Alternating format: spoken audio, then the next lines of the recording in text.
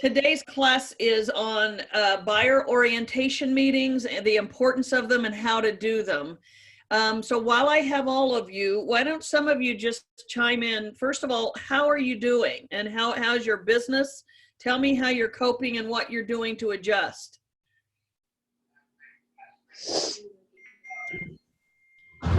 Doing good here.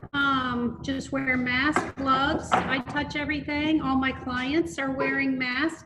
And so far they've all been really great, very understanding and actually appreciate it. So a couple of my buyers, I think, have put themselves on hold for just a bit, and that's fine. But I still have others that are looking. So doing good, doing good. Good. Anybody else? What issues are you facing?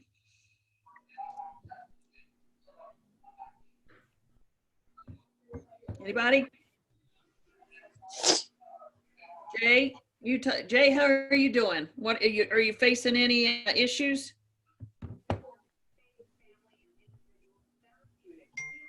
Oh, let me unmute you. Oh, there I am. There you go. Not at the moment. Just prepping for that. They're finishing a few things and excited. And then Okay. Another possible listing and possible buyers. So. Good, good. How are Well, things? let me talk to you first of all. Again, I'm going to talk to you a little bit about how in a normal market, I mean, in all the time market, we want to have a buyer's, a buyer's Consultation. orientation meeting. Thank you. We want to have that at any point in this in any market, but it's especially important in a market like this. And we'll be talking about some added things that you will want to talk about to your buyer as it relates to COVID-19 and as it relates to pricing on houses in the future market and things like that. But the first thing I'm going to talk about is just the need for that buyer presentation. You know, a lot of us don't question at all doing a presentation for homeowners when we do a listing. We just think, okay, we have to do that, but we're really, really quick to just throw buyers onto an MLS search and meet them at houses without ever having stopped and having met with them to help them through the process. And in the same way that taking a listing without a listing appointment is just setting yourself up for problems, taking a buyer out without clearly defining the process and expectations and all that, you're also setting yourself up for problems. So I'm going to share here a quick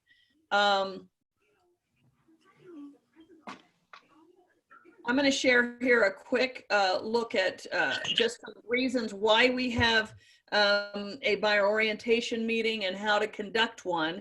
And then from the next step, what I'm going to do is show you a real quick view of my buyer presentation, which I actually have used probably 5 or 6 times now by Zoom. And I'm in fact going to do it again tonight as I'm meeting with buyers. So, so the first thing I would say is to answer the question, why meet at all with a buyer? I mean, you get them on the phone, they're pre-approved, they have 5 houses they want to see. Why waste your time, or why use your time to meet with a buyer? First of all, meeting with your buyer establishes the foundation for confidence in your abilities. When you get into the process, should you hit sort of a bump in the road, you want them to have confidence in your abilities. If they've only known you for 10 minutes or the only relationship they have with you is showing homes, then you've not built a good foundation for confidence in your abilities. The other thing the meeting does is it sets expectation for the process of the home buying process, timing, and your and their availability. You're going to put all of those things in a box so everybody knows what to expect of each other. It also gives you an opportunity to learn about the needs, the timing, and the financial qualification of the buyer. This is the time for you to sit and listen to them, find out what their past experience is looking for houses, what their expectation is. When the office is fully opened up, we have a great conference rooms where you can pull the MLS up right on the big screen and have discussions with them. So again, it's your time to really sit down with them and listen to them. Finally, it establishes loyalty to you. This is the time to pull out the buyer loyalty form or your buyer agreement with them after you've been through the whole process with them. You want them at that point to establish loyalty to you, sign your buyer agreement. And again, remember, time invested has an equal equation coming out with loyalty. Not always. You'll always find clients who walk away after you put 2 years of work into them. But for the most part, every minute you invest in a client makes it harder for them to make the decision to walk away from you. And when you have done this 1 hour or 1.5 hour buyer orientation meeting, it really establishes a relationship with your buyer, so they're far less likely to walk away in the midst of the process. I've been watching our Facebook feed, and it seems like quite a few people are having problems with that, of having worked with buyers and then they go away, they don't hear from them. And again, some of that is because we pull together that commitment too quickly. We don't establish it on anything except their need to see a house and your need to make a commission, and that's not what loyalty is built on. It provides an excellent opportunity to sign and explain related documents. So anything that you would like signed there in person, it puts them there. Another thing that you can do is bring a lender in on the meeting if your buyer's not pre-approved. It's also a great time to introduce them to one of your great lenders to come sit with you. All right, any questions about that? All right, next step, start out with no assumptions. I don't care if you're working with a second or third time home buyer. These meetings are not just for first time home buyers. You of all people know how quickly our market changes, how quickly our forms change, our legal documents, especially during COVID-19, how quickly the mortgage pre-approval process changes. So again, what I say is, what is just another day at work for you is a huge undertaking for the buyer. Don't assume anything. Make sure your buyer is educated, prepared, and has all the questions answered before beginning the process of purchasing a home.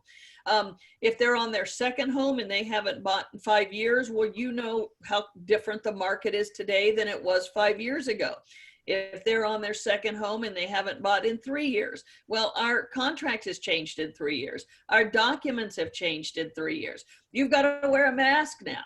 So again, things change daily. And so you don't want to assume just because they bought a home before that they know the process.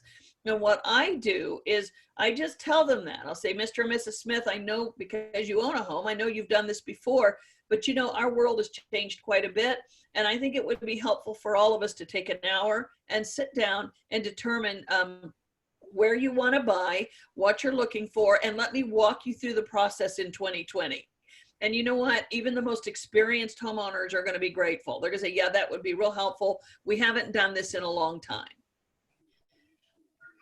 So what are we going to cover in the meeting when you have that meeting?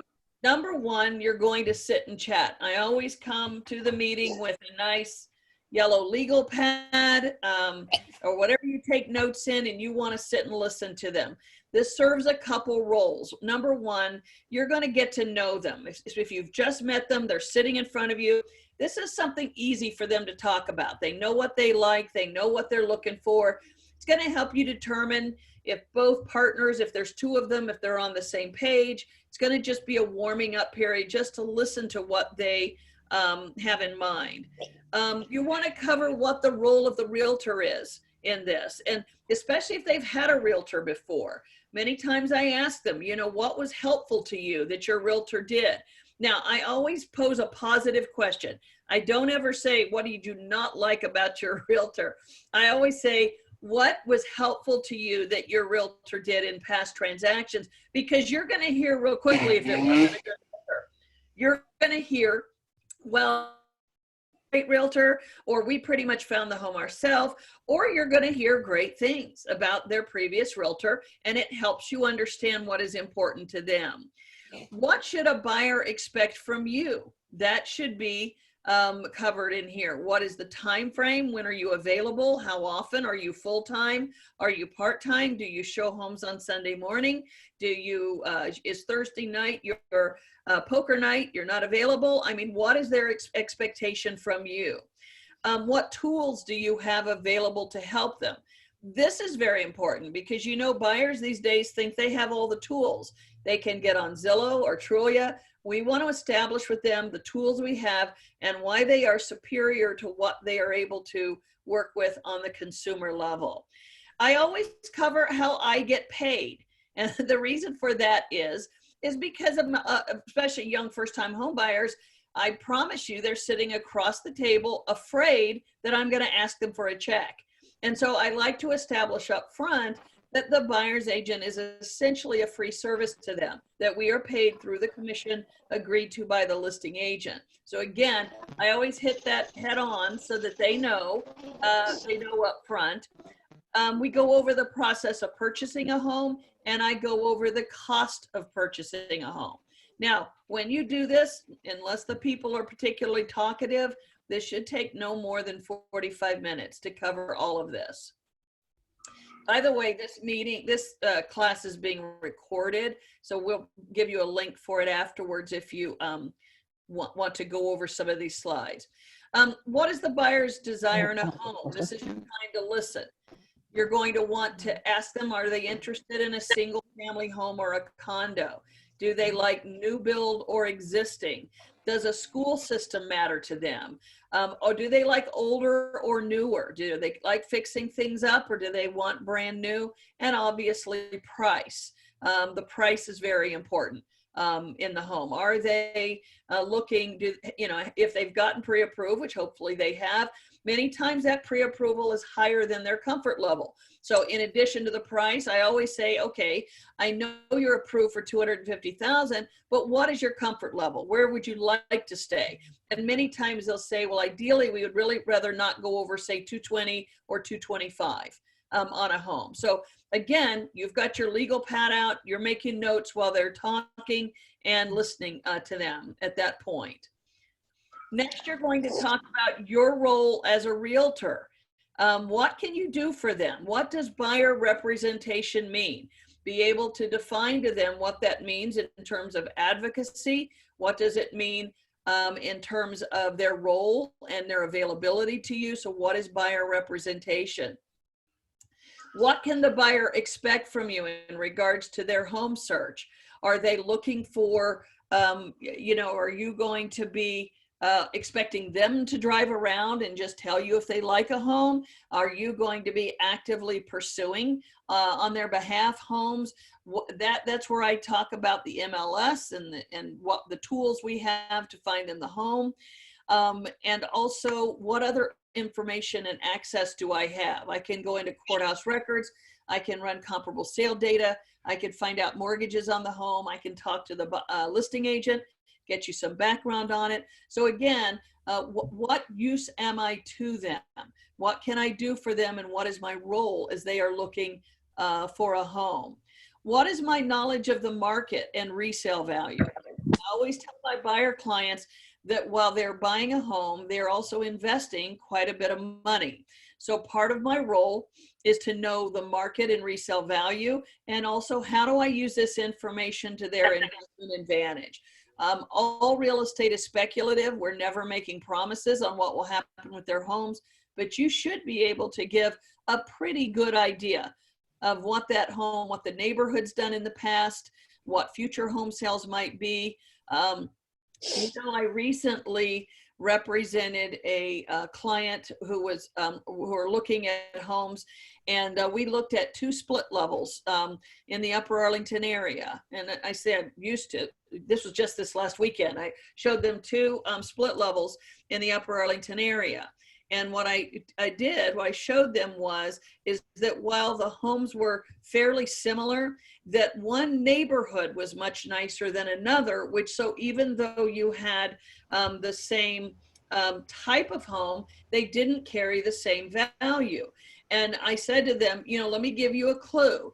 If you ever drive through a neighborhood and there are bi-levels, split levels, and 2 stories, then if you want a bi-level or a split level, you're at the bottom of that price point for the neighborhood, meaning the rest of the neighborhood, I'm sorry, I get the backwards. You are at the bottom of that price point for the neighborhood if they're bi-level, split levels, and 2 stories in there. And I said, now let's switch over to this neighborhood over here, where every house in this neighborhood is a 2-story except for 1 bi-level. I said, that's the neighborhood you want to be in because all the homes around you are more expensive.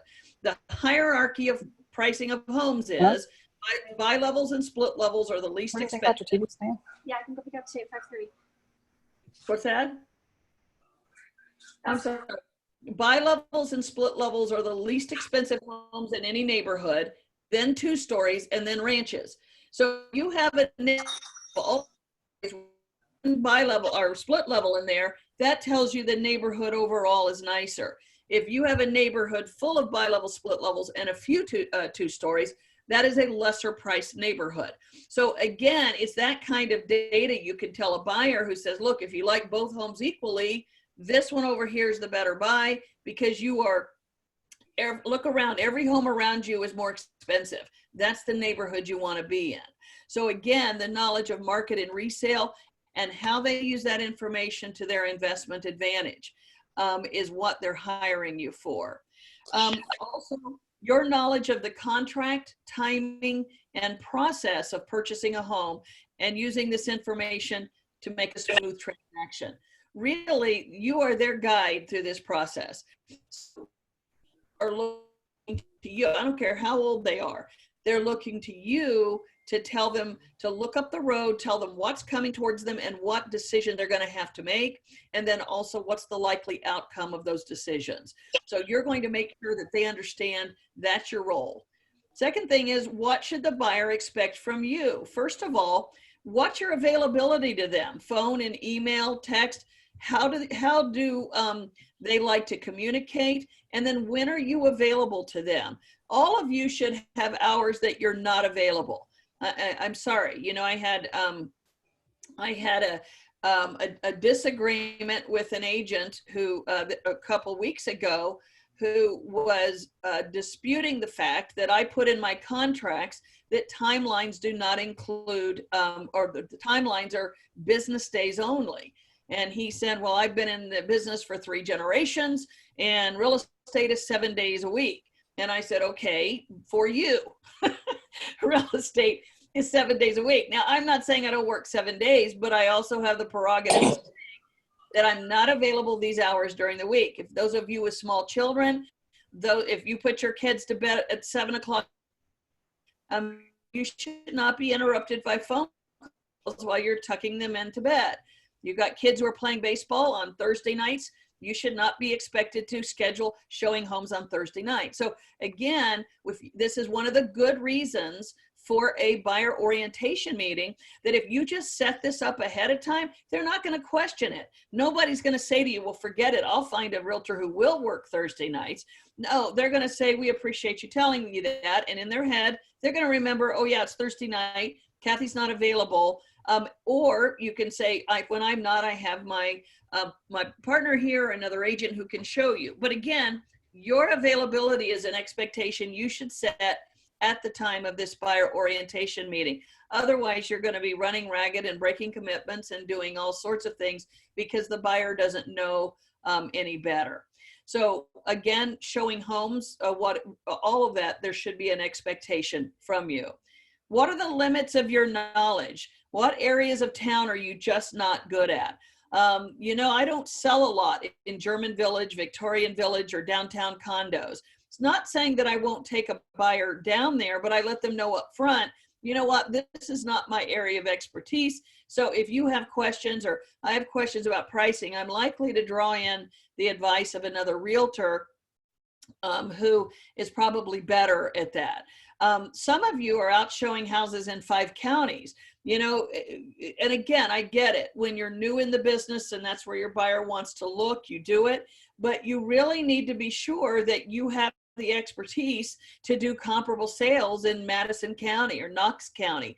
And if not, you need to be able to, you know, draw in another realtor who has more local knowledge, so that you're not ill-advising your buyer. So if there are any areas that you just say, look, I don't go there, it's out of my expertise, and that's where they're looking, you're better advised to refer it out. I see a lot of comments on our Facebook page about realtors want to take on commercial properties.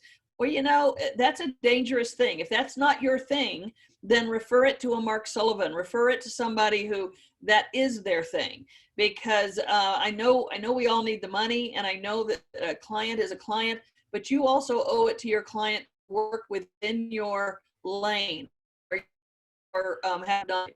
If there's any areas of town you're unfamiliar with, or types of purchases. Again, someone comes up to you and says, I want to buy a 4-person apartment building. Well, that may not be your type of purchase. I remember one of my early listings was a horse farm, and frankly, I should have referred it because I knew nothing about horses. I knew nothing about barns. I knew nothing about the difference between I think Mary's on here, the difference between a sand something and a whatever. Anyway, I still don't know. So again, not that at this stage in my career I wouldn't take it, but I'd probably bring in outside expertise because it's just not my area, and you don't want to short sell your client. Honesty. I care about your wise your wise investment more than my commission. I meet with a lot of buyers. And if I could tell you the number one complaint I hear, well, maybe number two. Number one is they're not available. They don't return phone calls, and I'm finding all the houses myself. I hear that a lot. But the second one is buyers tell me that they feel pressured by their agent. They felt pressured to buy a home that they weren't crazy about. They felt pressured to look at homes that they weren't interested in. And so again, some of that is commission-based. Some of that is a realtor who just needs to get paid. And you need to be careful when you're working with buyers. If they feel that, they sense that you getting paid is more important than what their interests are, you can get burned on that. Now, honesty also goes 2 ways. Honesty means that I remember there's several clients in my career where I knew what they were looking for did not exist in their price range. But many agents are afraid to say that. They're afraid to say to their buyer up front at this very meeting, well, you're telling me you want a 4-bedroom, 2.5 bath in Worthington schools, and you don't want to do any work to it, and your price point is $150. Let me just be honest with you that $150 is a tremendous amount of money. I get that, but it is not enough money to buy that in Worthington schools. And so again, that comes from, how do I know that? Because of my background of knowledge. I know that. So I'm not going to just sit there and take notes, because what's going to happen? I'm going to start sending them what's available in Worthington schools, and they're going to be mad at me. They're going to say, all Kathy's sending me is a bunch of crap, and that's not what I wanted. Well, I'm sending you what's available, but I wasn't honest with you at the time with the buyer orientation meeting to say that this is what, what it buys. I have one woman right now who told me, she emailed me, told me that she was looking for a particular type of condo. She wanted to stay under 225. She said it needed to have a basement and a 2-car garage, and she wanted to stay in Northwest Columbus. Now, I've never met her. Okay, this is just on the phone. I've never met her. She was referred to me by her brother. And I said, Kay, I'm going to be honest with you. The condo you just described doesn't exist.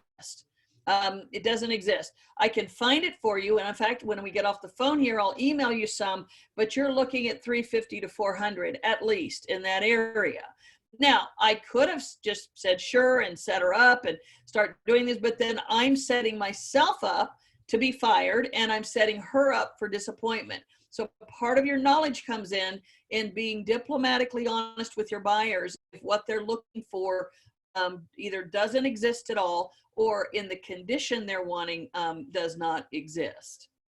The other thing I tell the buyers they should expect from me is patience. especially first-time home buyers are going to change their mind. They're going to tell you they want an MI new build, and then they're going to switch gears and buy a condo somewhere else. So again, part of the process is learning what a buyer wants, learning what they can and cannot live with. I've had buyers swear to me that 1.5 baths was fine. We looked at 3 houses and they say, you know what, I really need 2 full baths. Okay, then we'll look for 2 full baths. So again, patience, it's okay to change your mind. Advocacy. I tell my buyers that that my job is to advocate for them, to step up for them, and to be their voice within my line of expertise, to negotiate on their behalf and to get them terms that are fair to them. Now, here's something I want to underline for some of you who are buyer's agents, is that, and if anyone's been around me more than 20 minutes as a realtor, you know it's one of my pet peeves, is that many agents are afraid to tell their buyer to step up. In the process of buying a home, you are not the dog on the wrong end of the leash. You should be holding the leash. And that means part of your job is to educate your buyers, to let them know what I call the stupid things, like lowball offers that are never going to work, silly requests to remedy when they're asking for things like a torn screen to be replaced, buyers who are always running late and you're constantly having to call a homeowner or call the showing service and come in late. Those kinds of things, to me, are not the buyer's problem. They are an agent's problem. They're because the agent did not educate their client. There is a line of advocacy. There is a line of education. And so your buyer comes in, it's a hot buyer's market, and you know that a property has 7 offers on it and they want you to come in 20,000 below. Okay, that's a stupid offer. Now, I'm using less diplomatic terms with you, but what I would say to my buyer is okay, I will make this offer for you, but I want to make sure you recognize that you have no chance of getting this home at this offer, and you hired me to help you get a home. Now, would you rather make an offer that gives you a chance to get this home? If they say, no, we want to make an offer that we have no chance, then I would do it once, and then they're not my clients anymore. Because again, in the business to make a living, not fill out offers like confetti and hope that the buyer comes to their senses. This past weekend, I had a property on the market that needed a lot of work, and it was a $135,000 property in Hilliard Schools. Now, to me, $135,000 in Hilliard Schools, I know before I even get there that it's excuse my language, piece of crap. It's a lot of work. And I put in the agent remarks, this home is a great investment property, needs a lot of work, needs all new floor. I put all that out there. Well, I got an agent who called me, and by the way, it went into contract. We got offers and went into contract, but I had an agent call me on Friday. I guess he just wanted to make sure I knew how bad it was and give me the feedback on the phone. But he told me that it was horrible, that it was a bad experience, that it needed a ton of work. And he was saying, I can't believe you would put that on the market in that condition. And I said to him, well, did you read agent to agent remarks? Yes, I did. But still, my buyer's expectation is whatever. I said to him, Ryan, your buyer is a $140,000 buyer in Hilliard Schools. If their expectation is to get more than what that property was, that's your problem, not mine. I said, you didn't educate them well. I want you to show me anything at $140,000 in Hilliard Schools that doesn't smell like cat pee. Okay, that's just this market. So again, I don't blame the buyer. That's a realtor. The realtor should have said when they wanted to see it, okay, I'm going to take you out to see it, but I'm just warning you, it's really bad.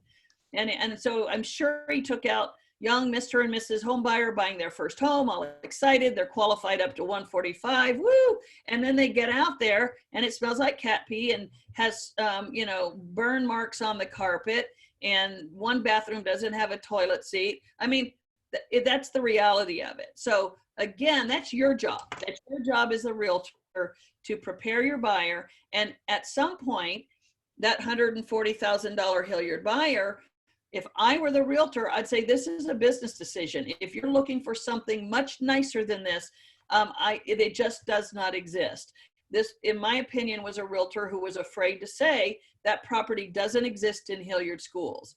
So again, there's times for you to step up for your buyer. There's times for your buyer to step up and say, are you serious about buying a home? Are you serious about going through these steps? If so, I need to, you need to up your game and make offers that can result in the purchase of a home. So does anybody have questions about any of that, or any experiences that you've had that you felt like you were acting in your buyer's behalf? So I have a buyer, Yeah. Kathy, I have a buyer, and he is buying in the 500 range, and he's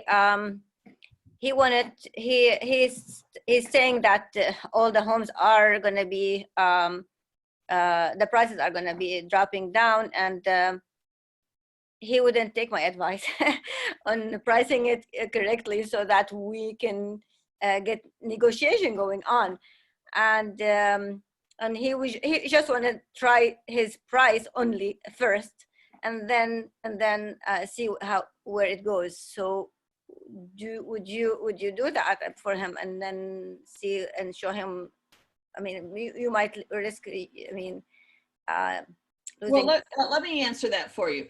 I give the buyer one pass. In other words, I understand the need to make money. I don't want to sound so callous as you just take them off your plate.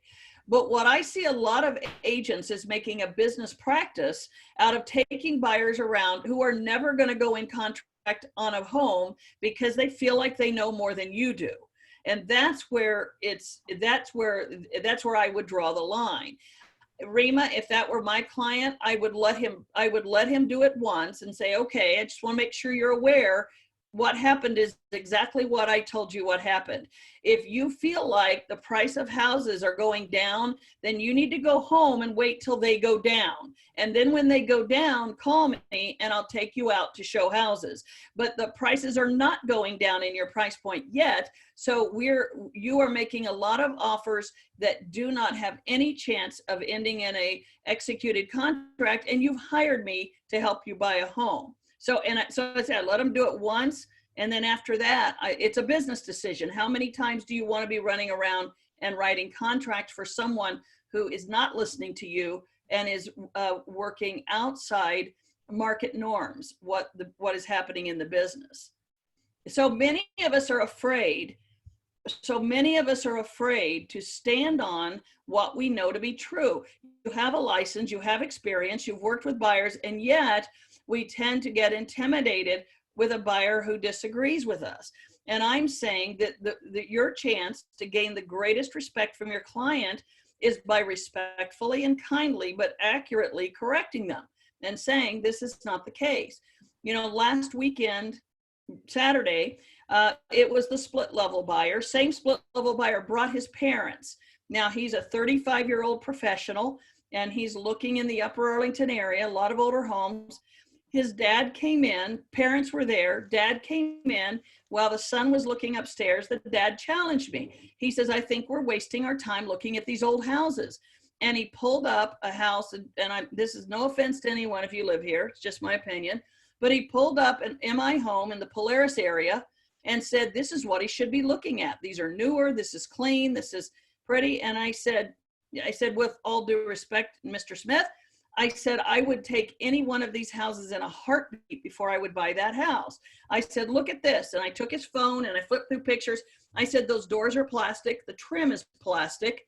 I said, the vinyl's melting on the side of the homes because of the sun, which means it's cheap vinyl. I said, if you drive through that neighborhood, quite a few of them have moss growing on the outside of their houses because the homeowners have not taken care of it with power washing, or renters live there because that home was built in the 1990s and it went through the recession and people lost their homes and investors came in and bought renters and try to get out of that subdivision at Christmas at Polaris. So no, I disagree with you. This is a better buy. Now, he had a mask on, so I don't know what his face looked like, but I'll tell you, he came back Sunday with a whole lot more respect. for me and shopping with his son. Comes back Sunday, starts asking me questions. So what do you think of this? And well, you know, my home's over here and this is what I was thinking. Again, it is not always your job to agree with your client, even though this was the father of the client. It's not always your job. Your job is to use the expertise that you know and give them respectful, good information. And sometimes that means telling them, no, the house you're looking for doesn't exist in your price range. You need to give up something. You need to give up a garage, a bath, a neighborhood, a school system. You need to give up something to find it because otherwise it doesn't exist. Someone else had a question. Kathy, this is Joe. Hey, I had a similar instance where I have a friend / client that he specifically only wanted in German Village, and he wanted 5 bedrooms with 2.5 bath and a 4-car garage. And I said, I'm going to tell you right now, that doesn't exist. I said, I can find you. And I tried to spin it off in a positive note where I was like, well, I can look and we might be able to find the bedrooms, but we're going to have to give up some garage space. And I said, the most garage I can find in German Village for you is a 2-car. I said, will that work? And he's like, no, because he has a bunch of vehicles and he wanted to move some of his vehicles from his shop. And I said, well, you may have to keep them at your shop if you want to get to German Village. I said, how badly do you want to get to German Village? And he's like, well, pretty bad. But he still wasn't willing to budge on that garage issue. So here's what I would do. He had a price point, right? Like, what was his price point? Did he tell you? He said he was looking anywhere from like 500 up to 750. Okay. So it is possible in that price point. So here's what I would have done. I would have asked him to first prioritize it. Like, of all of these, what is your priority? German Village is a priority. Is the square footage of the home the priority? Is the garage the priority? What is your priority? Get that. Then I would have set up a search, and I do this quite often when people give me all of their priorities. And I say to them, okay, I know you said, for example, people always say they want a full basement. And I say to them, are you aware that by putting in full basement, you're going to take out 90% of houses because only 10% have a full basement? No, I didn't know that. Okay, is it okay with you if I leave that search out? They'll say, yeah, please do that parameter out. So what I probably would have done was said to him, you know what, your price point is right on point to get what you want. I just know that 4-car garages are very rare in German Village. So here's what I'm going to do. I'm going to set up 2 searches for you. I'm going to set up one search that has everything you want minus the 4-car garage in German Village. So you're not missing any homes. That's something that comes up. But I'm going to set up a second search for you that says 4-car garages in German Village with no price point on it. Now you're going to get homes from both, but you're going to see quickly what your price buys is a very nice house, but maybe only a 2-car garage. Oh, well, over here, here's a 4-car garage, but it's 1.2 million. Okay, so then he sees that what you're searching for does exist, but it may not exist today, or it may not exist in the price point. And that way, what you're not just saying to him, no, it doesn't exist, walk away. You're saying, I'm going to put a search out there for what I believe will get you 90% of what you want. But I know you want that 4-car garage. So why don't we set up a second search? Because I want you to know when it comes on the market, even if it's out of your price range, just so you know it does exist, but then you can make a decision if it's worth pursuing. Does that make sense? And I think you get them both ways. I know I come off very black and white, and I don't mean to, because I do listen to my clients and I do my best to accommodate them. And sometimes it takes creativity to accommodate their searches. But bottom line is, if you get a client who repeatedly and consistently refuses to listen to you and is pulling you out to show homes that you know don't exist, or is getting frustrated with you because you cannot magically pull out of a hat a home that doesn't exist, then that's the time to have the conversation. And frankly, this buyer orientation meeting, remember what the first thing I said? I said it sets a foundation for them to respect your knowledge. And when you've had a buyer orientation meeting, it starts from the beginning to sit down and say, okay, well, you know what? He or she does seem to know what they're talking about. And yes, I'll listen and do that. All right. Anybody else have a question? Okay. Next is, what should you expect from your buyer? We've talked a little bit about this already. First thing is cooperation with the lender to get pre-approved. It is okay to have this meeting when you don't have a pre-approved buyer, because that's what it's for, is to get them to know what it is. But you do have to have some level of cooperation to get them pre-approved. I will tell you right now, we are in a market that I wouldn't even meet a buyer if they had not shown their ability to be pre-approved. Just a waste of your time. So again, cooperation with the lender to get pre-approved. Secondly, loyalty to you. A lot of realtors are afraid to ask for this. When we put the buyer loyalty, our team calls it a buyer loyalty agreement, in front of them, I don't just kind of embarrassedly shove it over and say, here's this, sign this. It just says I'm your realtor. I go over it with them and make sure they understand what I'm going to do for them and what my expectation for them is. And I say to them, you know, I know you both work very hard in your jobs, and I'm sure that you would feel like it was unfair if you did work and somebody else got paid. So this document just says that if I meet your expectations as a realtor, if I do the work that I've committed to do, that you, on the other hand, will be loyal to me and remember that I am your realtor when you go into situations that I'm not there. When you say it that plainly, again, ever since I've done this, I can't remember the last time that I lost a buyer. Again, when I look at our realtor Facebook pages and I see them griping and complaining and 40 comments following about a buyer that left, went off and worked with another realtor, I don't comment, and you're welcome. I don't comment, but in my head, I think it's not the buyer's problem. That was your problem. You know, if you did not educate them as to what loyalty is and what it means, it only means one of two things. The buyer didn't know, or you didn't serve them well. Okay, and we're going to get to that in a minute. But again, many times it is a buyer's lack of understanding of what that commitment means. And so you have to spell it out at these meetings. You have to say to them, look, what it means is if you walk into an open house, that you let them know you're working with me. What it means is if you call a for sale by owner, you let them know you have a realtor and it's Kathy Cheiro. When you walk into a new build, walk into a model, that you let them know that Kathy Cheiro is your realtor. Are you okay to do that? And they'll always shake their head, because again, they just need to be told. If you never told them that, then the assumption that they're going to be loyal to you is your mistake, not theirs. So again, loyalty, I am your realtor. Secondly, honesty. If you're unhappy, let me know. Okay, that's the next step to that. Because I always say to my buyers, look, I'm not perfect. I'm going to make mistakes, but here's what I ask you to do. If you are frustrated with me, let me be your first phone call. Don't hang up the phone and stop calling. Don't not respond to my email. And your family, one nice compliment about them, and your compliment is, I like how when you come in to bed, you tell me stories sometimes, and you always have some funny stories. Okay, I'm gonna mute that. That obviously wasn't for me, but but anyway, so again, honesty. If you're unhappy, let me know. Call me. Let me be the first phone call, and I'm giving you permission to tell me what I've done wrong. Tell me what I can and cannot do, or where I have not met your expectations. I'll either fix it or I will let you go, one way or another. I won't, you know, I'm not going to hold you to an agreement if I can't meet your expectation. And then the next thing is commitment to the purchase and realistic expectation. I will tell you that very recently, just over the fall, I got one of those phone calls from a buyer, and they said, we just feel like you're too busy. We feel like, you know, we keep missing houses.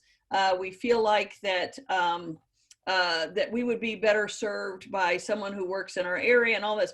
Now, the truth is I was very busy, but the other truth is, because of their work schedules, she had and it changed every week, but she could only be at houses between 4 and 6 o'clock. Both of them could be there between 4 and 6 o'clock, 1 or 2 nights a week. That was it. Other than that, they were both working. So in this market, they would contact me, and it would be on a Monday, and they would say, okay, my next night when we're both off is tomorrow from 4 to 6.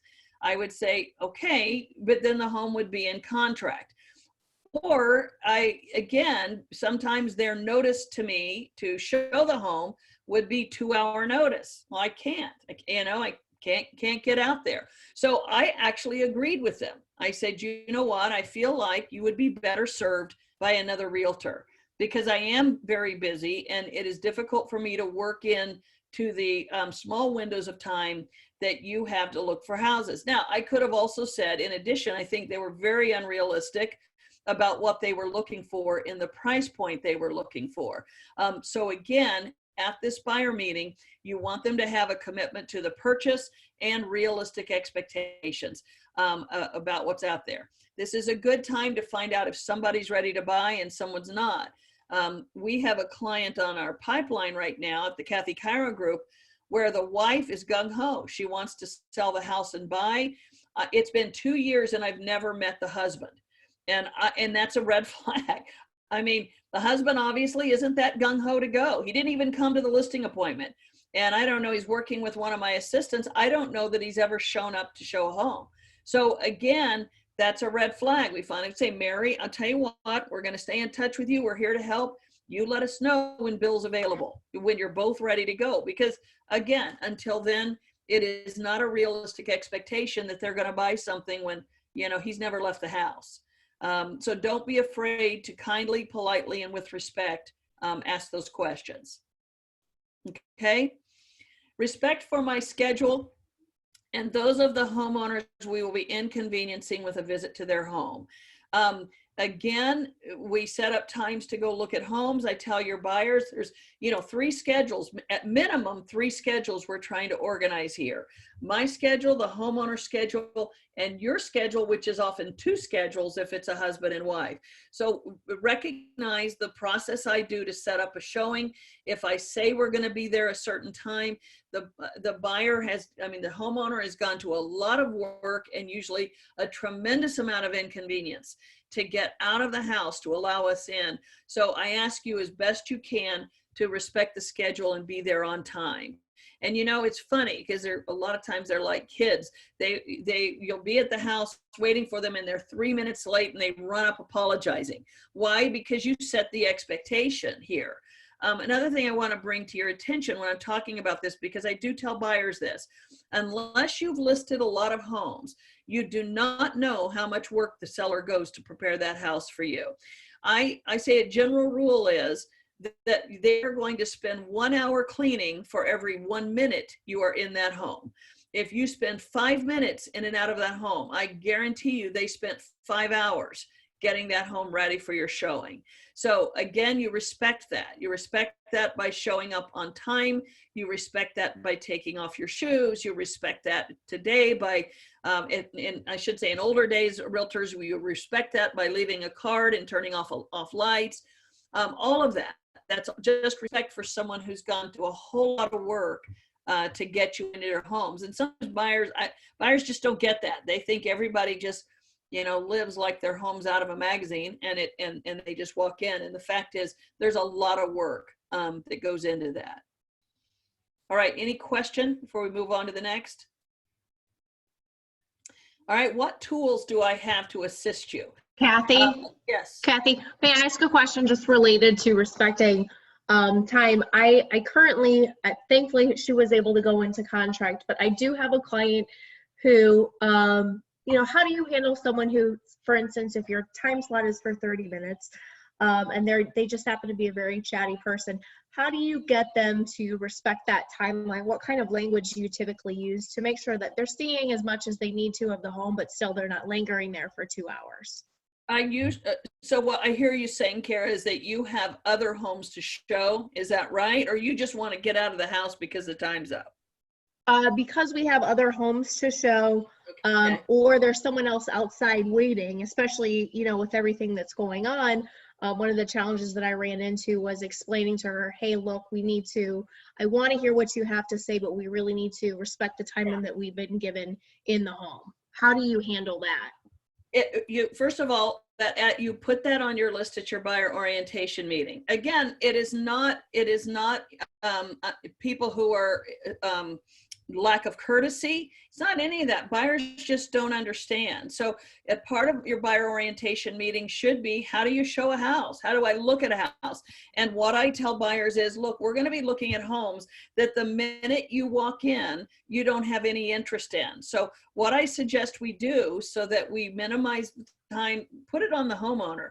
We minimize the time the homeowner's out of the home, that we look at it to make sure that it's not your house, and then we leave. And if you have any questions about it, if you have anything, let's talk as we're leaving, so we can let the homeowner come home or let other realtors come into the house. Again, and Kara, thank you for the question, because that's the exact reason you have buyer orientation meetings. You're teaching them essentially to buy. You're saying, we go in, here's what's going to, I'll tell you, when I walk up to a house with a buyer, I say, now just to remind you, number one, we don't have to look at the whole house. If you walk in and decide it's not your home, let me know, we're out of there. I said, well, turn off lights and we're out of there. Number two, if I want you to stay as long as you wish to, while you have interest in the home. But if you get in and it's just not yours, then let's go ahead and leave, so we can let the homeowner come home. They've gone to a lot of trouble to leave, and I'd like to let them come home. And then the other thing is, in this market, it's very easy, because you can say, you know what, we only have 30 minutes. We've got another agent waiting. So let's go through and look at it. If you do have a serious interest in the home, I will let the other agent know that we'll get out as quickly as we can. But if you don't have interest, let's go ahead and go. And Kara, again, I've had clients that every home was a home inspection. I mean, they had no interest at all. They had to go down into the basement, comment on the mechanicals and the copper piping and everything. And I finally just say, you know what, guys, let's move on. We've got another house to see, and we're on a time frame. Again, they just don't know better. So you kind of have to move them along, and don't be afraid to. Okay, thank you, I appreciate it. Anybody else have questions? Okay, what tools do I have to assist you? Number one, a thorough explanation of the MLS and the Flex MLS client listing site. Many buyers think that Zillow and the MLS are the same thing. So to be able to explain to them the specificity, how the search is set up, how it's set, what the MLS has above Zillow and all those, is real time and specificity.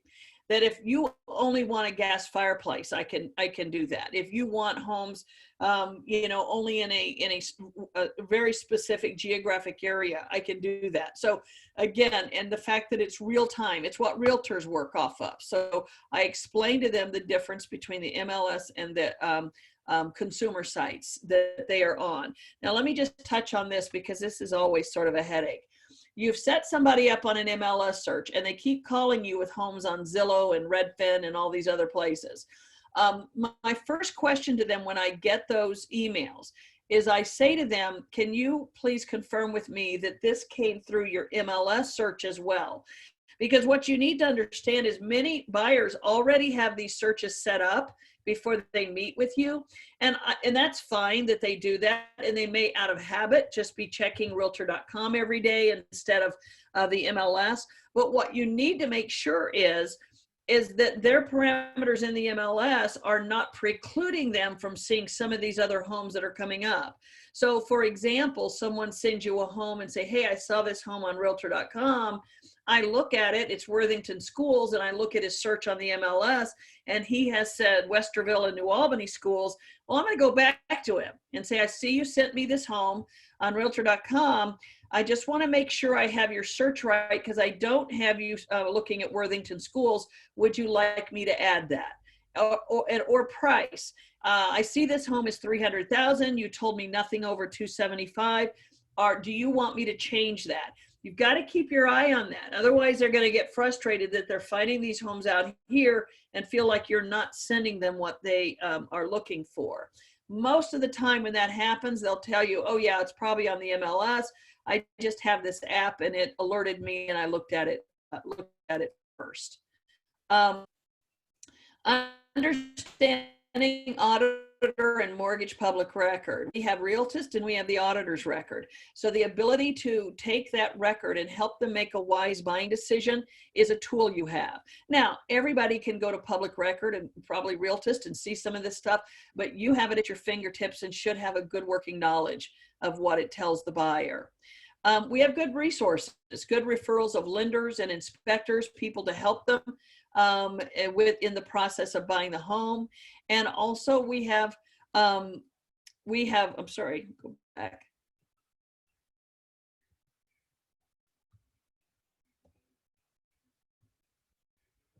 Sorry, just a second.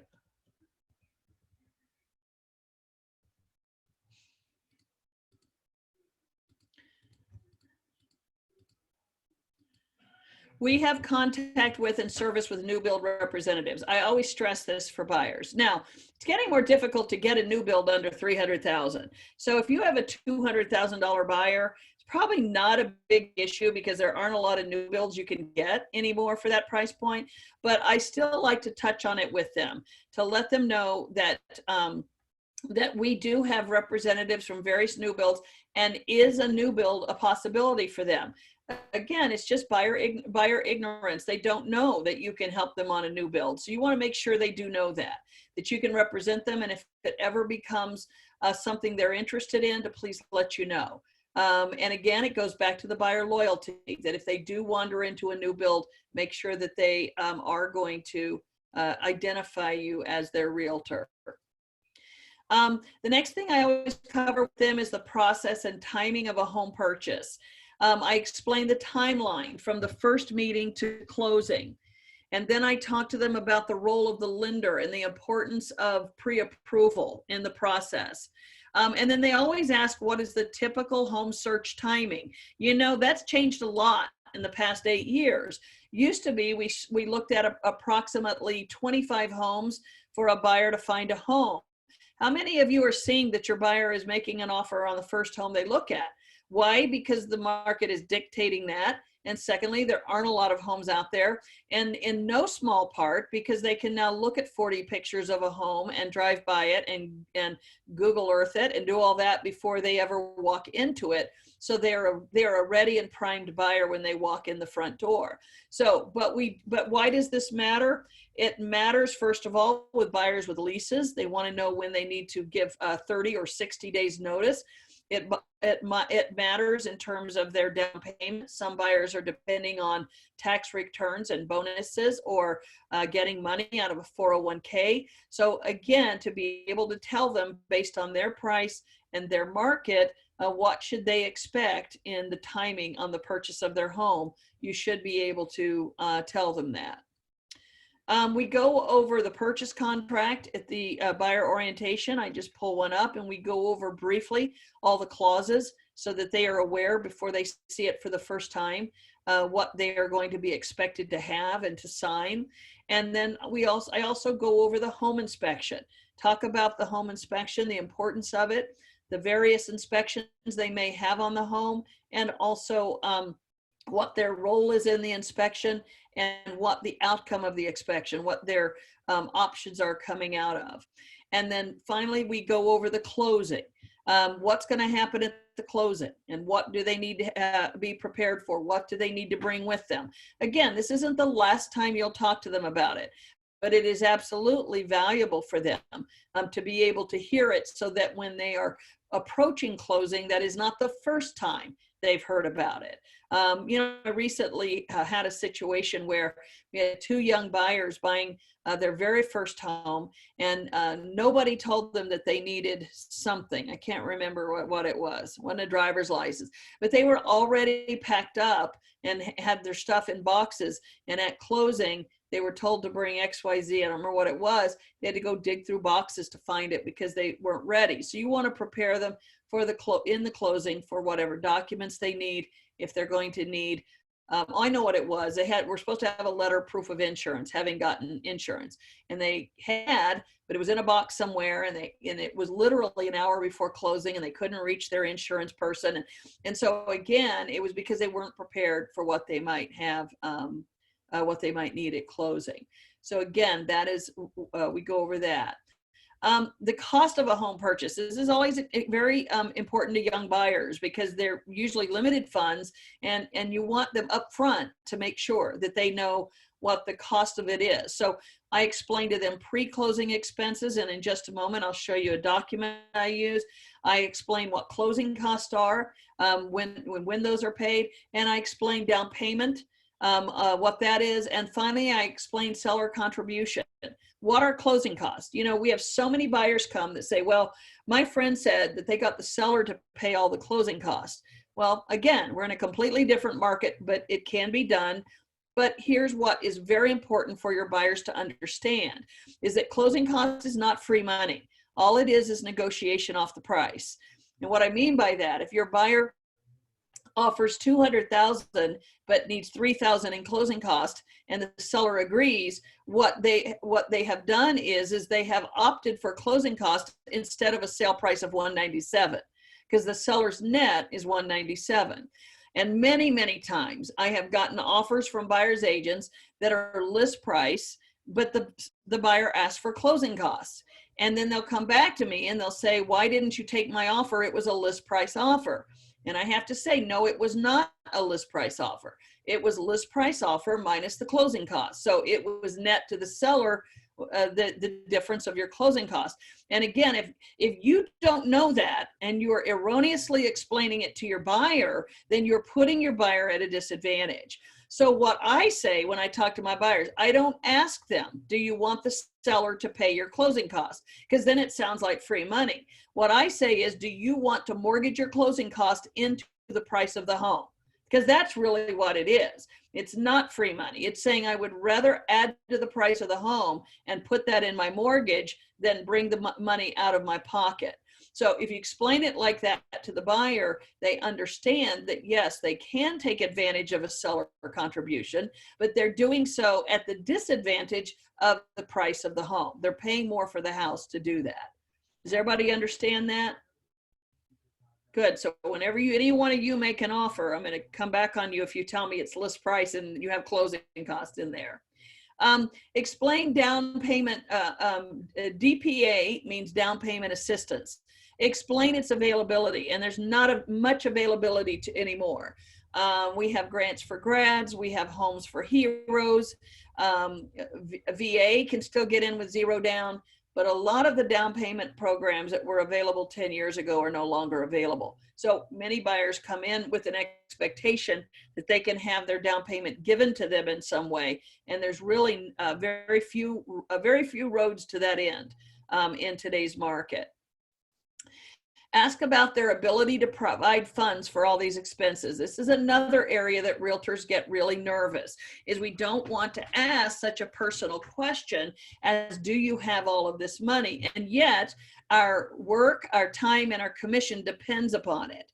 So again, in a moment, I'm going to show you a document I use that I go over with them, all of these numbers, and I point at the document and I say, okay, do you have all those funds? And they'll look at it and they'll say, yes, yes, yes, and they'll go down. Or they'll just come out and say, yeah, we have $10,000, or we have saved $15,000, or I'm getting money from my 401k.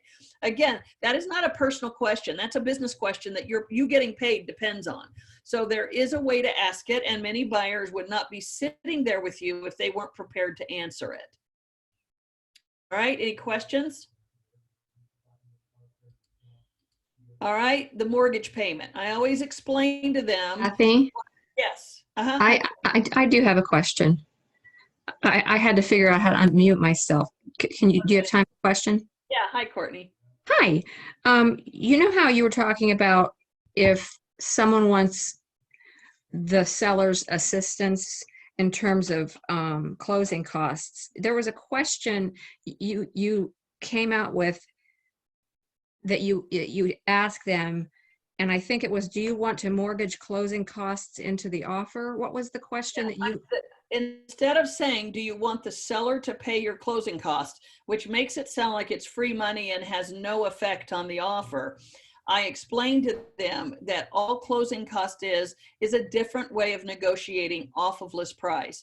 So I explained to them the way to better understand it is if you need 3,000 in closing costs, do you prefer to try to negotiate that off the price of the home, or do you prefer to mortgage it into, put the money on top of the price and mortgage it into your loan?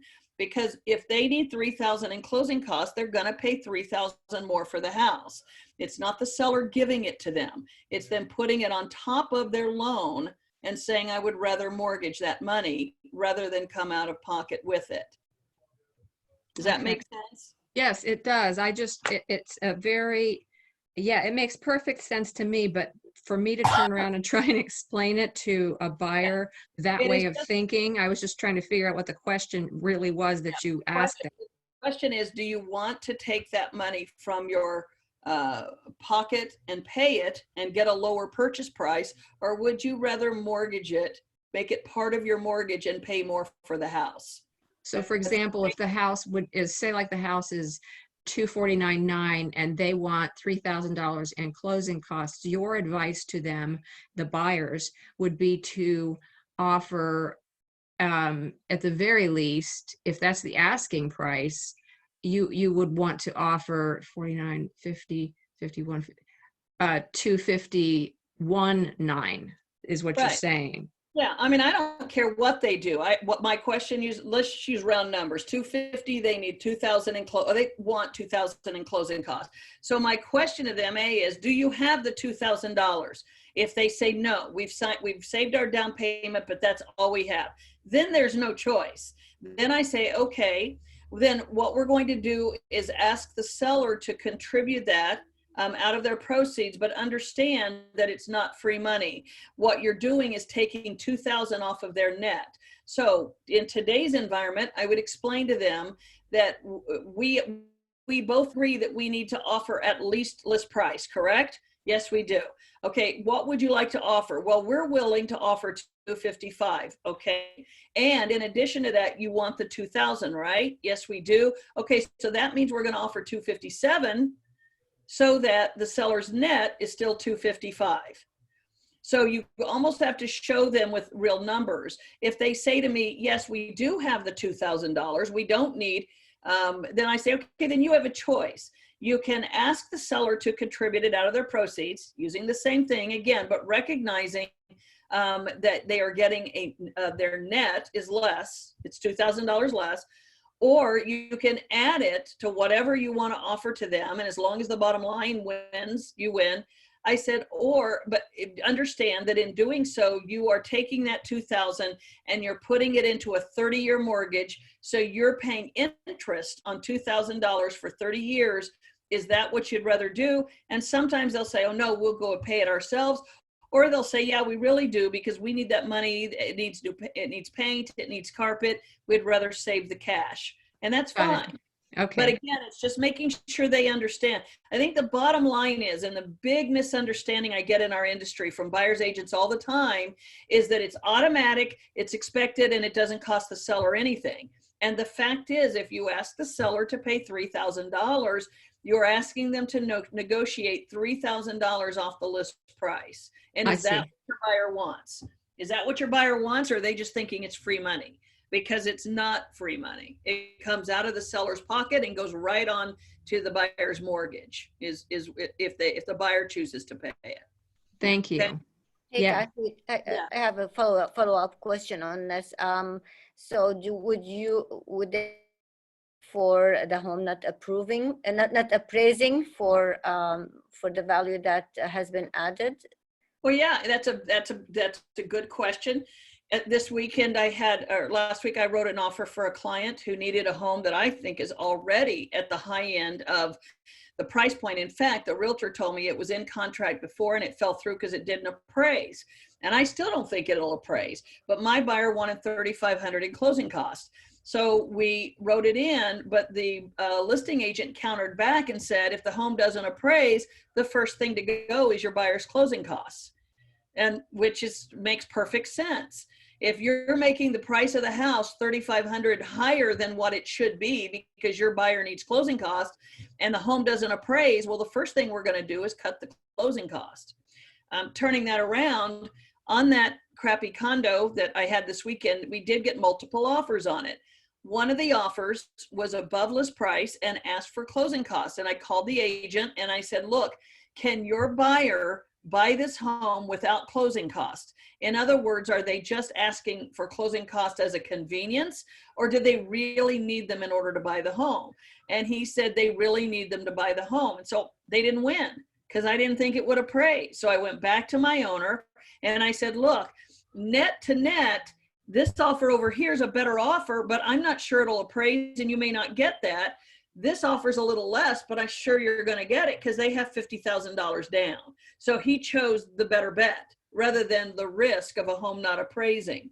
So the two things you should expect as a buyer's agent, number one is if you raise the price of the home to accommodate closing costs, the home may not appraise. And number two, if you're dealing with a good listing agent, they're going to counter and say, okay, if it doesn't appraise, we're going to chop off the closing costs before we do anything else.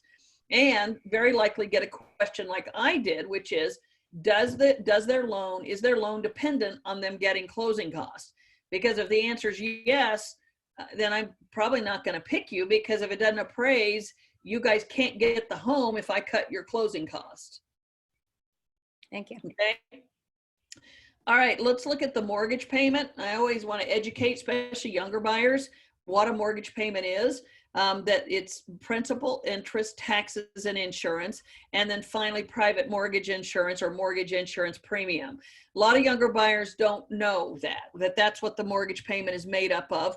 And so when they, and I explained to them how taxes work and how insurance works, and that also how the mortgage insurance premium is they're responsible for if they don't have 20% down.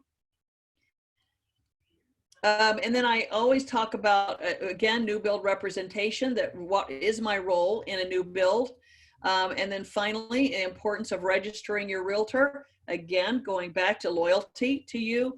And then also limits to what a realtor can do and negotiate. You know, if you come to me and I'm your realtor and we're working with MI Homes and 4 months in, you decide you want a fireplace, I can't help you. That's outside the realm of what I can do.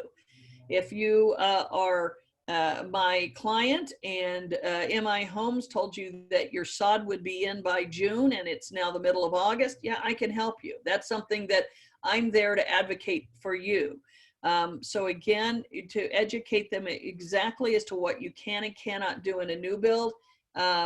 You essentially are playing by the builder's rules, but if the builder goes outside of their rules, then that's where the realtor can help. I also explained to them that buying a new home is very much like buying an existing home. You're going to choose a lot. You're going to choose a floor plan. You're going to choose what to put in that home. And I can advise you on that, just like if you were buying an existing home. And then also communication with realtor during the process. How, as you get into a new build, that the realtor will stay in communication with you and the new build representative to make sure that your build process is as smooth as it possibly can be. And again, in going over this, we're also very, once again, cement the loyalty that in whatever the process is, that you can help with that. I used to have a slide about for sale by owners. I might end up putting it back in because I'm seeing it more often, but again, for sell by owners is, we haven't seen for years and years, so I haven't used it as much. But again, just educating your buyer on that. Okay. All right, so now, any questions before I go into talking about the actual presentation itself? See if I have any questions, any problems they've had with buyers, or anything to discuss. Kathy, I have one more question. Yep. So if you take your buyer and you realize that the price that they set for the home they want to buy is not, I mean, every time they see a home, they would want to buy it for less. And you go back to them and see that this is where you're comfortable, and let's change the ceiling where we're looking for homes, and they insist, no, we just want to keep it like this, and we want to keep on seeing homes. So how do you deal with that? Well, again, it's a business decision. I personally would say no. If you're not gonna buy in that price point, I'm not gonna show you in that price point. I'm not privy to your conversation, so I don't know if something's being missed or something. I can tell you that almost never happens to me. So I don't know if there's a problem with communication and not understanding what they're saying. But bottom line is, if they're not approved for a certain price point, then you're wasting your time to show them houses in that price point. They are approved. They are approved for even higher. But I mean, they have that mentality that I can get a deal on every house. Okay, then again, I go back to what I said before. I would put up with that once, and then I would say, you know what, we're in the wrong market. There are no deals. And again, I don't know, one thing I did, I have a client right now who's come out and told me that his budget is 800,000. And he's very reasonable. He doesn't, and so what he said to me, he said, Kathy, would you run a list of homes for me of every home that is over 800,000 that's been on the market 200 days or more? That's what you do with a client. You say, sure. Why? Because if it's out there if it's a $950,000 home on the market for 200 days or more, then it is overpriced. That's where he's going to get a deal. You know, make sure the home's been out there 6 months or longer. And if he wants to look at those homes, take him all day long, because then he can make his lowball offer and he might have a chance of getting it. But if he's talking about homes that are actively being shown or newer listings, then you're wasting both of your time to go out and make offers on it. The other thing you may want to do is not waste, if you want to go out and show them homes, don't waste time with the offer. Just say, okay, it's an $800,000 home. You want to offer 620. Why don't I shoot an email to the listing agent, ask if it's worthwhile to offer. You shoot it to the listing agent. An hour later, you're going to get an email back that says no. You send it to your client, say, there, save time, next. Where are we going next?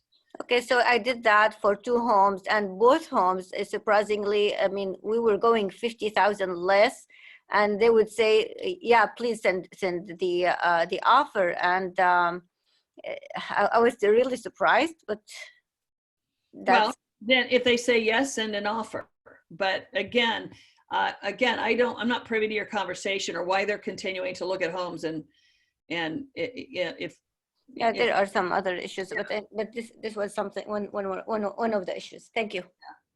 All right, we're going to take a look now. I'm going to go over our home buyer presentation, my teams, and again, I want to just a second.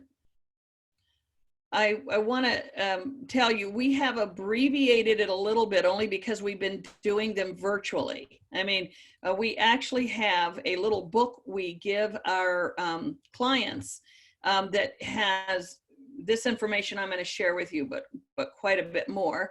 And just a second, let me get it here.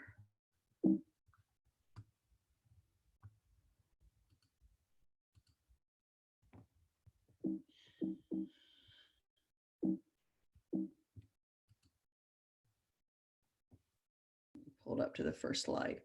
We actually, we have a physical booklet that we give our clients. And of course, we've not been able to do it on the virtual thing. So we have started doing it like this.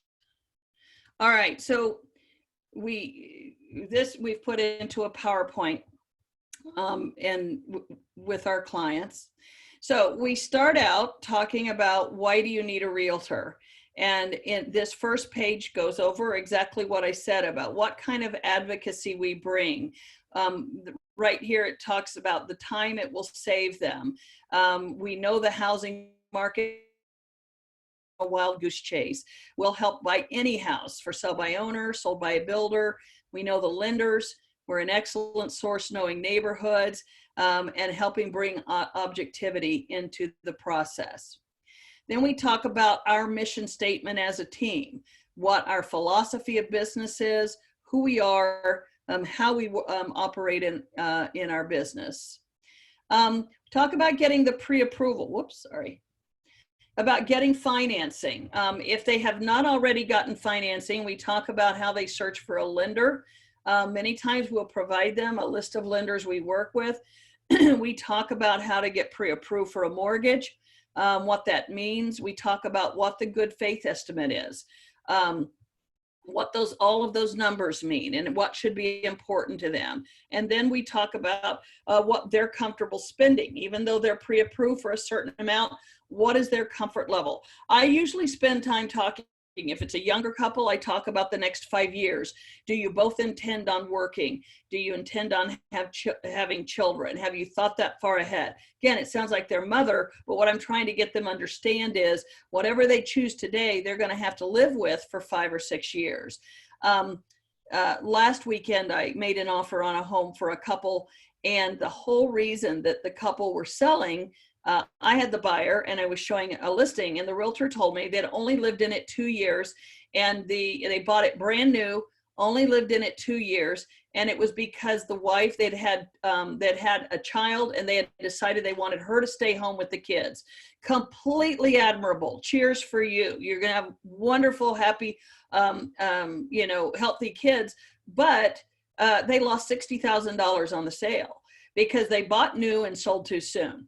So had they sat down at the beginning and looked at the new build process and really asked themselves some questions, they may have still made the decision, or they may have stopped and said, do we really need to buy the Cadillac when we can live with a Honda and still have the option that I can stay home if we choose to do this in 3 or 4 years? So again, those are all financing questions, and you shouldn't be afraid to ask some of those questions, because it is in their best interest down the road where they're going. We talk about the do's and don'ts of the loan process. Sorry, my husband's blowing grass outside. The do's and don'ts of the loan process. We want to make sure they understand that just because they're approved for a loan in April does not mean they're still approved in June if they quit their job, if they have too many credit report inquiries, if they change bank accounts or transfer large sums of money, they don't co-sign for anyone, don't purchase anything big. I mean, we go down that list with them. Again, I don't know how many of you have had this happen, but you should make your buyers aware that their credit is going to be checked again literally the day before or 48 hours before closing. And if anything significant has changed, it could jeopardize the loan.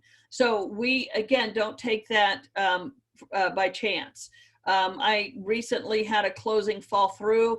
It was a Wednesday. We were to close on Friday, and the lender did a last minute check on the buyer, found out that she had been furloughed from her job. She was still being paid, but she was being furloughed. Now the buyer didn't tell the lender because the buyer said, I'm still getting paid, it shouldn't make any difference. Well, the lender checked and the closing fell through. So again, that lender's going to check right before closing. You need to make sure your buyer is aware of that. Make sure you do keep all your accounts current. If anything changes, contact your lender and your realtor. Again, another recent buyer had a job offer. She said, Kathy, I'd really like to wait until closing, but this is a really good job offer. Can I take it? I said, call your lender, put all the cards on the table.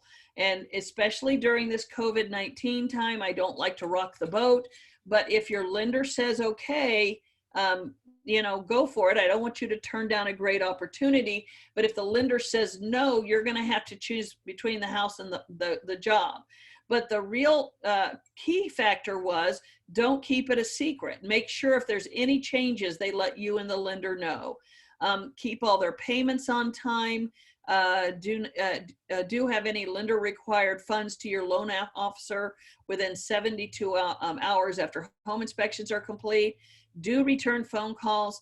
Again, so it is making sure your buyer understands what they have, what their role is and their expectation is in going through the loan process. Keeping in mind that transaction, settlement, and closing costs.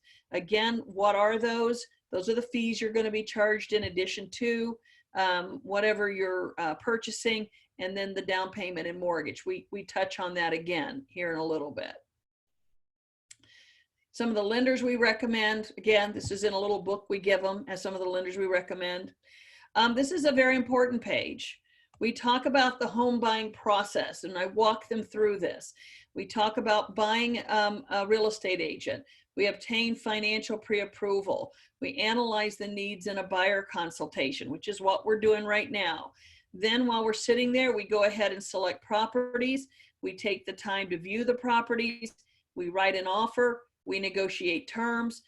And by the way, I'm skipping over this fairly quickly because you all know how to do this. Accept the contract. Then I talk about what happens. And usually right there where I say accept the contract, I stop and we go over the purchase contract. I bring it up, or if I'm in person with them, I give them a hard copy of the contract. We go over it briefly, touching all the terms and negotiating. Then I go into right here that while they're conducting inspections and resolving issues, the lender's over here working to get to the free and clear title. And right in here, we're working to remove all contingencies. We are then going to get financing, the credit check, again, coming right before underwriting, the appraisal, and a survey on the property. I tell them we're busy over here doing the home inspection, but while we're doing this, there's a lot of work going on your behalf to make sure you get clear title to the home, that you have a survey, and that home appraises. Then we go into obtaining funds for closing. We close on the property and we take possession of the home. And I talk about each of those, how long a closing takes. Are we going to have keys at closing? We talk about courtesy possession after closing, what that might mean. Buyers will always ask, how much time does this take? I tell them starting at the time we make the offer, we're looking at 30 to 45 days. So if they're in a lease, it's kind of hard to tell, but I tell them you should at least look at your lease, see if you have 30-day notice or 60-day notice. If it's 60-day notice, you don't want to find that out right here when we, are closing on the home and you have 2 more months to pay. So again, we use this to talk about timing and when they want to do lease, do they have an option for month to month, all of that. We talk about writing the offer. And again, by this time I have a copy of the purchase contract. We go over that, but also we talk about all of these things. We're going to look at what kind of sale it is. Is it priced right for the market? Asking all of these questions. We're going to know by then what the seller's motivation is. And again, just as I just discussed, do you need concessions for closing costs? Do you need any of that? We're going to talk about it. And are there multiple offers on the property? This is unique to our times, but one where we really have to discuss that with the buyer and ask them, are you prepared? Are you temperamentally prepared to A, make a decision in a day, and B, compete with other offers? There are times I've asked this question in my buyer orientation where the buyer has said no, that it took them 3 weeks to buy a car, that they just cannot make a decision that quickly. And I've had to say, then you may need to realize this is not the market to jump into, or we might need to modify the market for you, which means we don't look at homes until they've been on the market a week or 2. That way, you may not have to, you have time to look, you have time to come back, and you have time to think about it. But it is not the market to get into if you're going to jump right in on day one. And I'm telling you, agents, these are real conversations you need to have with your buyer, or else you are going to waste your time. You're going to be rushing buyers out. They're going to love the home, and then they're going to be stressed out and not call you back because they're just simply not able to make a decision. Now's the time to prepare them for that before you are throwing them right into Shark Tank, to make offers. I go over with them what are the various things that they can negotiate about: the price, the move-in date, additional chattel. We talk about the process of the offer. Are they going to accept it, reject it, or counter with changes? We talk about what that means. What's going on during that time, that you might make an offer, they make a counter offer. We make sure they understand that even though a counter offer has been received, we could still be bumped from the negotiation if we don't get signatures back, I mean, we go through all of that so that they're prepared. And I can't overstate the value of doing all this when they're in the comfort of their living room or the comfort of our conference room office. They've never looked at a home. And so you're telling them all this in very measured and easy tones where they can soak it all in, rather than throwing this at them after they've seen a house they like and they're driving to the office. And oh, by the way, you've got to make a decision in 10 minutes. That's what a buyer meeting is for, is to be able to allow them to absorb the information and ask questions in an environment before they get into the high-paced environment of actually buying a home. We talk about the home inspection, how it's a very important step in the buying process. We talk about the process itself, what their expectations should be, and all the way down here at the bottom, we talk about what their options are if major problems are discovered, how we renegotiate the price or ask for repairs, and also their right to get out of the contract if they just find that the home has too many issues that they don't want to deal with. And again, we recommend the various inspections they can have. We do offer them resources, but we also stress they could pick any one they want. And we come down here and we talk about radon, various inspections they may want to have in addition to a whole house inspection. And we thank them for choosing us. And then there's one other document I always like to go over with them. We get this out of here.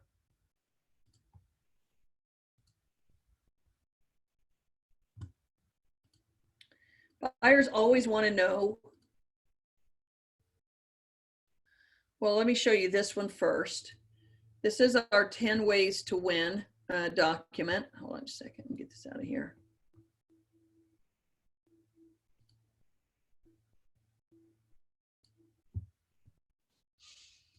We have this document that we share. Can you guys see that okay? The 10 ways to win. And we go over that. This is specific to this market, where we talk about the challenge of buying when other people want the home. And so we help them, maybe even now, before we start looking, be able to do some of these things that might improve their chances, to get a conventional loan instead of FHA or VA, to select the lender. Do you know, I turned down a loan, I turned down an offer this week because the lender was someone out of Colorado that I'd never heard of. And I asked the buyer's agent, I said, who's this lender? Have you ever worked with them? No, my buyer chose it. Okay, well, you know, you're up against Priority Mortgage and Ruoff Mortgage. No, those are both local companies. I can go knock on their door. I'm not going to pick Sunshine Mortgage out of Colorado. So again, select your lender carefully. Most listing agents prefer local and known lenders. If you have little knowledge of your lender, at least call the lender. If you've never heard of them, call them, find out who they are, get their experience, so that when you do make the offer, you're able to assure the listing agent that you've had that conversation and that they're good lenders. Good for the money. I get in writing from the lender the specific loan amount, down payment, and even brag on your credit score. It's okay to ask the lender, hey, would you send it, especially in this environment. I'm actually calling lenders and say, could you send me an email and tell me how great Rob and Shannon are, and that they're 20% down buyers, job secure, income secure, and they do it. Because again, right now, that's very important for a listing agent to know, that these buyers are not going to get laid off in the next 3 to 4 months, as much as best we can tell. Do you have any extra cash to make your offer more attractive? Are you creative or handy? Can you look past a little wear and tear? Are you a do-it-yourselfer? I spend a lot of time explaining appraisals, because most of the time appraisals are not worth the paper they're written on. And so if the buyer understands going in that on the date of appraisal, God did not show up, it was an appraiser, and it's just an appraiser with an opinion, and that opinion can be swayed by how quickly he wants to get out of there, or when she wants to, you know, how many more houses she has left to do that day. And it's not I'm not disparaging the appraisal community. It's just that there are bad appraisals out there. And so if you can let the buyer understand that appraisals are not concrete values, they are the opinion of one professional on one day, be willing to look past and pay over appraised value, if you are, if it's your house and if you are assured of its value. I have a client right now getting ready to close next month. And I bet between him going to open houses and me showing him houses, we've looked at over 100 houses in a particular price range in Dublin schools. He was willing to pay over appraised value for the house he found because he was better than the appraiser. He said, Kathy, I've seen them all. I know what they're worth. I'm the one that's out there been going through houses, and I have no problem paying X amount of dollars over list price because this is better than all the ones that I saw. So again, it's not to be used carelessly. It's not to foolishly tell your buyer to overpay for a home, but it is an education to a buyer to make them understand that appraisals are not in concrete. And if you don't know that or believe that as an agent, then you're going to have trouble educating your buyer to that. And so and frankly, having trouble winning in a multiple offer market. So again, how flexible are your plans? Are you able to close and give possession on the seller's timeline? And then number 10, you've heard me say this before, be willing to be a backup offer. Offers fall apart all the time. If you're willing to stand there and be a backup offer, you could be a backup offer on 10 homes. It doesn't make any difference. Be a backup offer on all of them and just wait for somebody to fall out of contract. So again, we make sure our buyers understand what this market is like and what are ways they can improve their chances. And then finally, I show them this document. Hold on right here.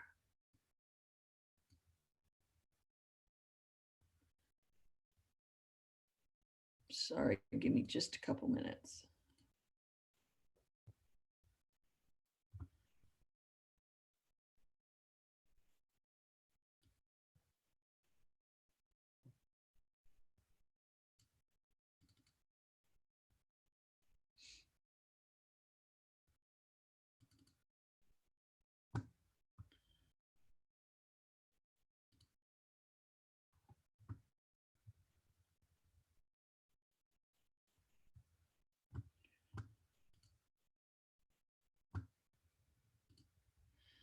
Let me find it here just a second. Okay.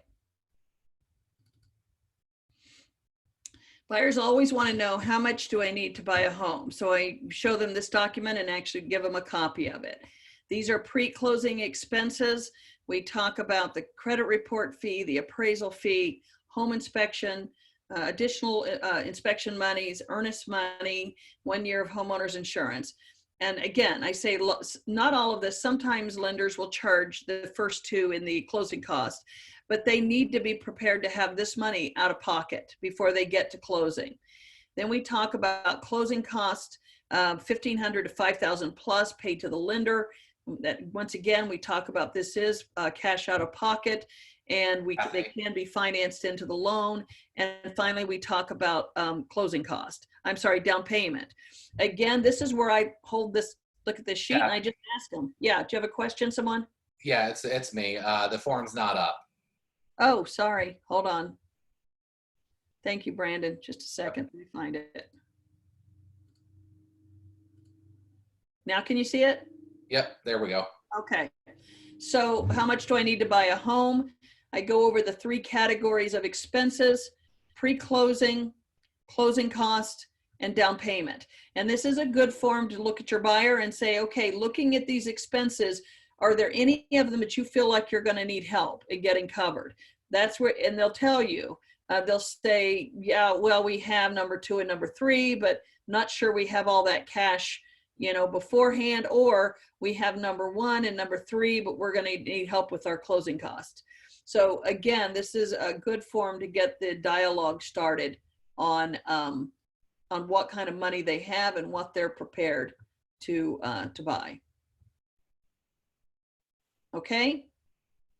All right, and then that's it. And then I talk to them. We go, what next thing I do is, if they're prepared, we go ahead and right there, I set them up on the MLS, click on a link and get them signed up, ready to look at homes. Does anybody have any questions?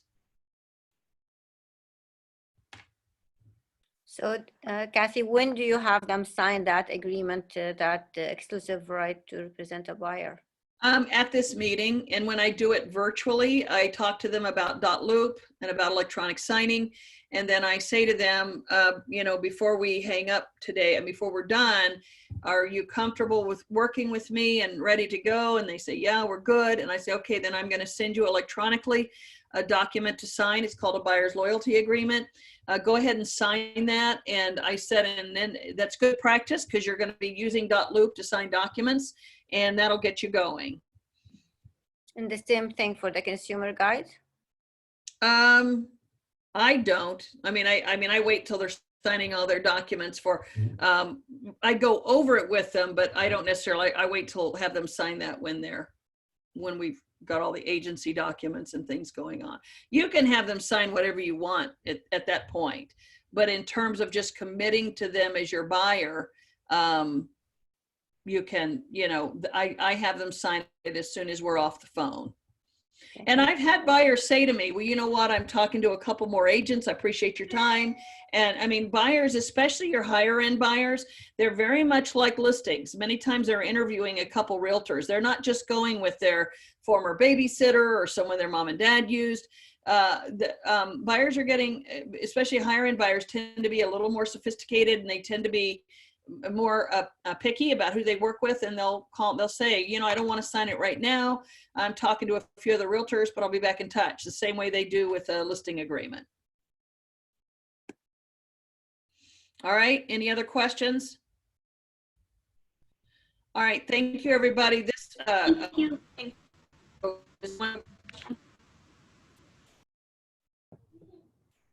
This meeting has been recorded, and so